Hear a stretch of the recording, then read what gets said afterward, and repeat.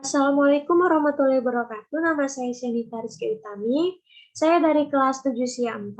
Di video kali ini saya akan mereview atau mempresentasikan materi dari mata kuliah Testing dan Implementasi Sistem Informasi dengan dosen Miss Nuryanti Lumban Gaul, Eskom Mkom.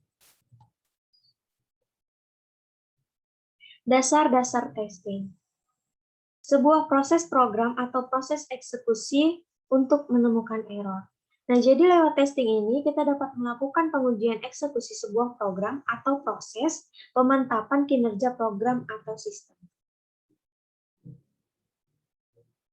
Kita akan memasuki materi pembahasan kali ini. Ada yang pertama, objektivitas testing, yang kedua, misi dari tim testing, yang ketiga, psikologi testing, yang keempat, prinsip-prinsip testing, yang kelima, mutu testing. Dan menurut William Howden, testing merupakan tugas yang tak dapat dihindari di tiap bagian dari tanggung jawab usaha pengembangan suatu software. Pengembangan suatu sistem tidak akan pernah terlepas dari testing. Karena testing akan terus dilakukan untuk menguji bagaimana kinerja suatu program. Objektivitas testing.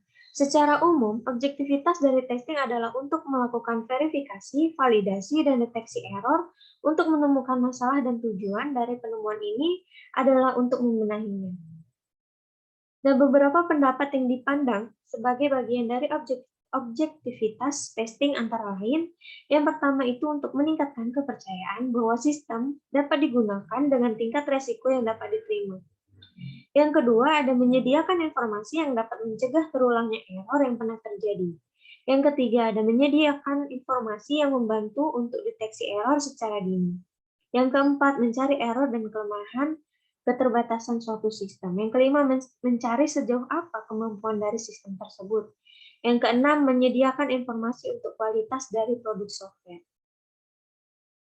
Misi dari tim testing. Tidak hanya melakukan testing, tapi juga untuk membantu meminimalkan resiko kegagalan proyek. Tester mencari masalah dari produk dan kehadiran dari masalah. Tim testing ini, dia mengeksplorasi, mengevaluasi, melacak, dan melaporkan kualitas produk, sehingga tim yang lainnya dari proyek membuat keputusan terhadap pengembangan produk tersebut. Nah, perlu diingat bahwa tester tidak melakukan pembenahan kode dan hanya menginformasikan. Psikologi testing.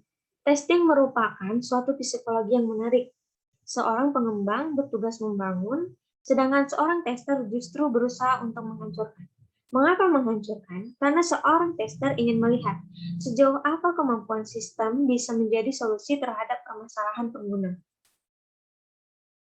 Programmer harus berorientasi pada zero defect minded, maka tester harus mempunyai keinginan yang mendasar untuk membuktikan kode gagal atau fail dan akan melakukan apa saja untuk membuatnya gagal. Nah, kebanyakan testing yang ada pada organisasi hanya memandang dari titik pembuktian bahwa kode bekerja sesuai dengan yang dispesifikasikan.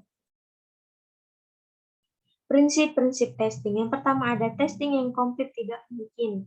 Yang kedua ada merupakan pekerjaan yang kreatif dan sulit. Yang ketiga ada alasan yang penting diadakan testing adalah untuk mencegah terjadinya error. Yang keempat ada testing berbasis risiko. Yang kelima ada testing harus direncanakan. Yang keenam ada testing membutuhkan independensi.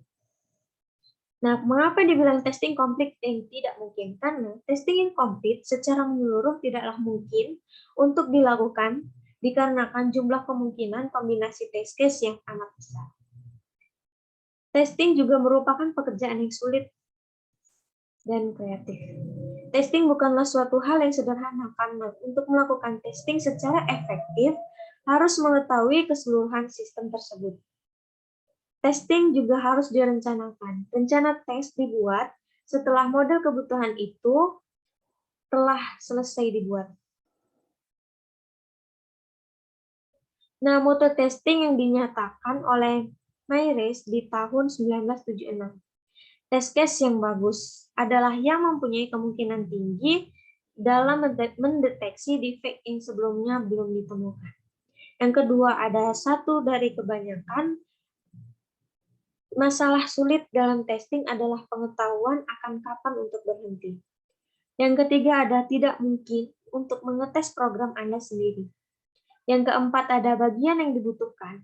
Nah, dari tiap test case adalah deskripsi dari keluaran yang diharapkan. Yang kelima ada hindari testing yang tidak produktif atau masih di awang-awang. Tulis test case untuk kondisi yang valid dan tidak valid.